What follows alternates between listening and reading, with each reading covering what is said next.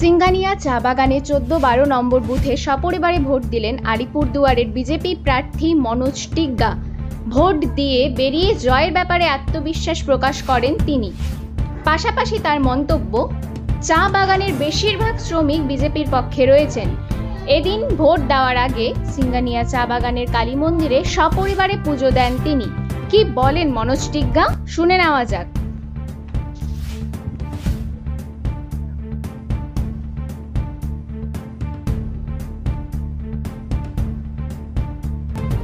দেখুন, যে স্কুলে ভোট কেন্দ্র আছে সেই স্কুলে আমি পড়াশোনা করছি, ক্লাস 4 পাস করেছি। আমার ভোট কেন্দ্রের পাশে মা কালীর মন্দির আছে। আমরা সকলেই মিলে চা বাগানের এই মন্দিরটা নির্মাণ করেছি।